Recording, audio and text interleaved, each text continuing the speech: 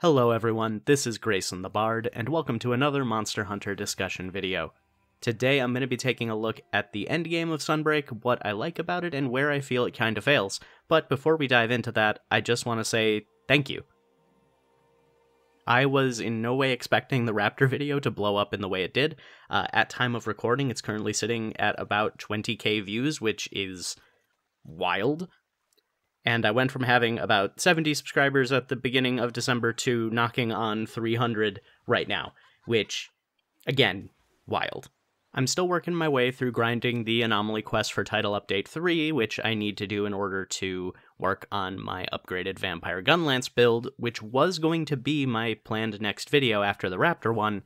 Unfortunately, this has taken a very long time. That whole process is actually what inspired me to make this video that you're watching right now, so yay, content! See, I love Monster Hunter Rise Sunbreak. It is the game in the series that I have put the most hours into, and is a very, very strong third place of my favorite game in the series, right behind 4 Ultimate and 3 Ultimate, and just a little bit ahead of Monster Hunter World. But I am also of the school that there is nothing wrong with criticizing the things you love, and as much as I love Monster Hunter Rise Sunbreak, I do think there are a few issues with it. The biggest one, at least in my opinion, is the current endgame. But I don't have issue with the endgame in the way you might be expecting. See, I actually really love the Anomaly quest system. I think the curios crafting and the weapon augmenting system is great, and it allows hunters to really personalize their gear to what they want it to be, without necessarily being locked into armor pieces that they don't want to be in, or you can even make armor pieces that wouldn't necessarily be viable. And the fact that different monsters can drop the same anomaly part that you need to do augments is great, because it lessens the likelihood of you being locked into fighting a monster that you absolutely despise just because you need its part to further augment your weapon. If I want an afflicted dire hardhorn, for example, I'm not stuck farming one monster. I can fight either a Diablos, a Seregios, or a Zinogre and still have a chance at getting that same part. And if I get sick of fighting any of those, I can just swap over to the other ones. I am a huge fan of anything in Monster Hunter that gives the players choice in how they approach the grind, and I think the Anomaly Investigation system does it perfectly. The quest randomization factor is also incredibly fun. Just the other night, I was playing with a friend of mine, and we were looking at the quest list and being like, oh, this quest looks awful. It is 30 minutes, 2 feints, and 3 very hard monsters. Let's go for it. That kind of stuff I love. But I think there is a very big problem that holds Anomaly Investigations back from being the objectively best endgame system in a Monster Hunter game, and that is the fact that it is very punishing to casual players specifically. Now, I make content for Monster Hunter, and I have well over 600 hours in this game, but I still consider myself to be primarily a casual player. I don't speedrun, I don't use really optimal playstyles, and as evidenced by my build videos, I don't particularly care about meta sets. I also have a full-time 40-plus hour a week job, and other hobbies outside of Monster Hunter and other games I want to play. I've been going real hard in Pokemon Scarlet lately because a lot of my friends have been hopping onto that. All this factors into the fact that I cannot grind through the Anomaly quests at a pace that other more hardcore Monster Hunter players can. I either don't have the time, the right skill setup, or, let's be honest, the actual skill at the game to be able to do that. And this would be fine if it just meant that I was progressing through the grind a little bit slower. I don't particularly care about that. I like approaching these games at my own pace. But that is not the only thing that it affects. I mentioned earlier that I was working on revamping my Vampire Gunlance build, and it was something that I was really excited about when I heard that Bloodright was going to be added as a decoration skill in Title Update 3. The wheels started spinning, I had these great ideas to combine the Risen Kushala gear with the Risen Teostra gear, and have this weird Elder Dragon mismatch, and it seemed like a cool idea, and then I saw that in order to get Bloodright as a decoration, I needed to get materials from Anomaly monsters that were level 181. I was level 90. I had not yet cracked 100. Then I saw that in order to get the shelling level upgrade for Gunlance that would let you get any Gunlance up to level 8 shelling, which is almost a necessity for what I want to do, it was the same thing. It was all upper level, close to the Anomaly research level cap materials. All of this completely took the wind out of my sails, and I can't imagine that I'm the only one that this happened to. As much as I love Monster Hunter, and as much as I love designing new builds and playing with new weapon and armor options, the prospect of trying to grind all the way up to the max Anomaly level before February, when Title Update 4 will drop and inevitably increase the level even further, is something that I really don't want to do. Now, I know what you're thinking. This could all have been avoided if I had maxed out my Anomaly level before Title Update 3 dropped. And this is true, but for a casual player who doesn't have the most free time in the world, like myself and I'm sure many other players of Monster Hunter, it is not the most feasible thing in the world.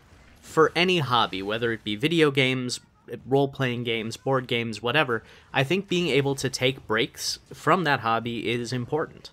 As an example, I've been playing Magic the Gathering since I was in college, and a few years ago I pretty much stopped playing entirely. Not because I didn't love the game, but because I was just kind of burnt out. I didn't really have anyone to play with, and I just decided, you know what, I'm going to save my money, I'm going to focus on some other hobbies or other things that I want to do, and let Magic kind of sit on the back burner until I want to come back to it. Then, about 2 years ago at this point, I got really back into Magic again. I reconnected with some old friends who were playing the game, we met up online to do some games, and I got very invested again, and it has been an absolute blast. I got to have fun digging out and playing my old decks again. I got to experiment with all the new cards that I had missed in the years since I had been taking a break. And all in all, it was an absolute blast, and I feel like my enjoyment of the games I played was made better by the break that I took from playing. The reason that I bring this up in a Monster Hunter video is because until recently, that was kind of the intended pattern. Every Monster Hunter game up until the release of Monster Hunter World had a definitive beginning, middle, and end. You would progress through the low-rank village story, and then the low and high-rank hub quests, followed by the G-rank quests, which would push you all the way through everything that the game had to offer. Then you could play multiplayer or solo with friends or people you meet online until you get tired of the game and then drop it. Monster Hunter 4 Ultimate had guild quests, which scaled similar to the Anomaly Investigations, getting tougher as you progress to higher levels, but they never felt required. They weren't tied to new monsters and new story elements or new experiences and mechanics being added to the game. Everything was self-contained, and you could play as much or as little as you wanted before dropping it, moving on to something else, and then getting hyped when the next trailer for a new Monster Hunter game came out. That all changed with the release of Monster Hunter World, and personally, I feel like it is a change for the worse.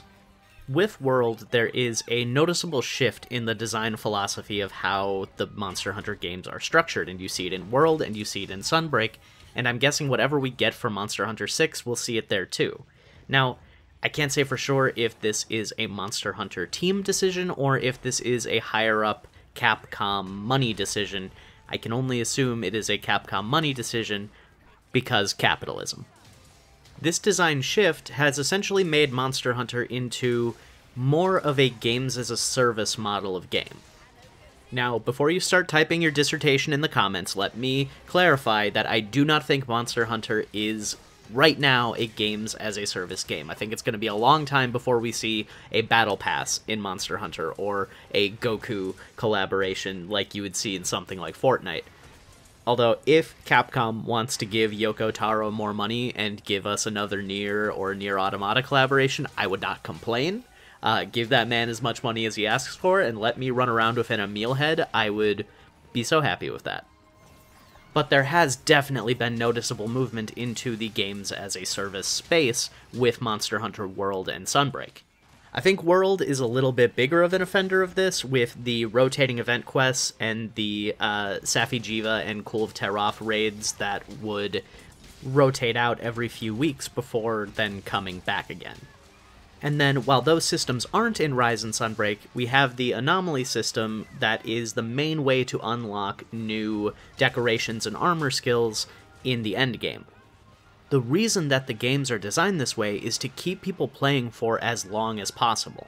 to reward players who never stop playing by ensuring that they are going to be fully properly geared or have access to everything they need to fully make use of the new weapons and armor that get introduced when they release new monsters.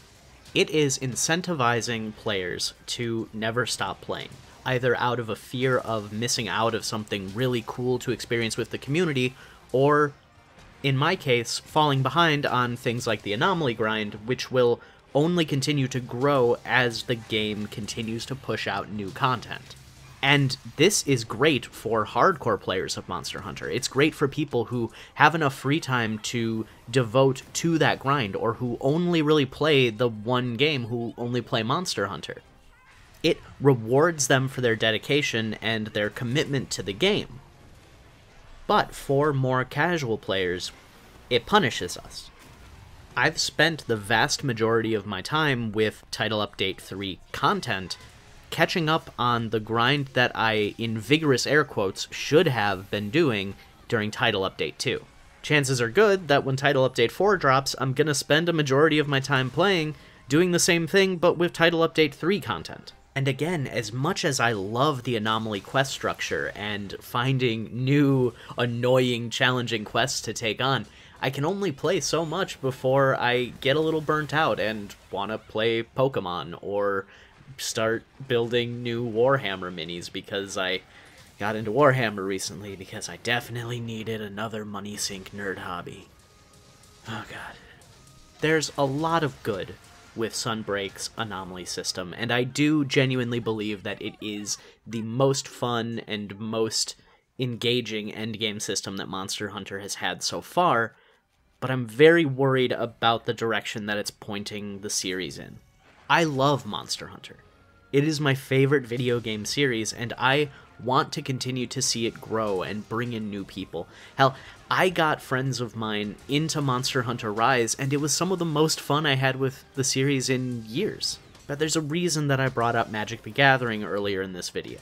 See, when I came back to Magic after the break that I mentioned earlier, I started to notice something that a lot of the community was talking about, and it was the fact that the game had been pumping out set after set after set after set of new cards. Pretty much every month there was a new release of a new batch of cards that they were marketing and advertising, and it seemed like the entire community was just in a perpetual state of trying to be hyped for the next new set and the new cards that they want to add to their deck.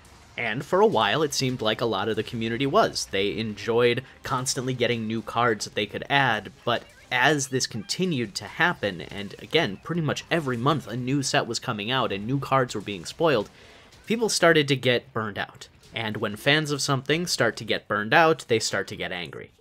And while a lot of it probably has to do with issues with Wizard of the Coast and Hasbro, because holy shit, they have a myriad of problems, it's hard to be excited for something coming out, or something that you want to play, when you know that a month down the road, something else is going to be coming out that could just as easily take its place, or make what you had already purchased invalid. And that's my big worry for Monster Hunter in the future. I definitely don't think we're at that point yet, and at time of recording and this video's release, I trust the Monster Hunter team enough to prioritize making a good game over feeding the perpetual money machine, even though I know that as a business, that's something that they need to try and do. Regardless of whether or not you agree or disagree, it is certainly something to think about. And I would love to hear what you think about it in the comments. In the last video we did, there were a lot of great comments pointing out some things that I hadn't really thought about when I did my Raptor video, so I would love to hear what y'all think about, this video I just made. I understand some of it is probably a bit of a hot take, and I may have ruffled some feathers, and if I have ruffled your feathers, I apologize. But I do want to hear what you have to say, so leave a comment, let me know what you think. Do you enjoy the Anomaly system? What do you think about the recent shift in Monster Hunter's design to be more of a live service game? Hell, even what would you like to see as an endgame loop in a Monster Hunter game? Does it even need one? I honestly think no, and I would like to see it go back to what it used to be before World and Rise. Anything and everything can be discussed as long as you're not, like being a bigot or a jerk or anything. If you enjoyed this video and would like to see more, please leave a like and subscribe to the channel. Gonna do the old YouTube song and dance, ring the little bell to get notifications whenever I make a new video. And if you want to follow me on social media, I currently have a Twitter with a link down in the description. I will occasionally stream, not as much lately just due to personal life and business, my full-time job being hell. But occasionally I'll stream on Twitch, and the link is also down in the description for that. Thank you all again so much for watching. I look forward to continuing to make new videos and new content for you, and until next time, I'll see you next time.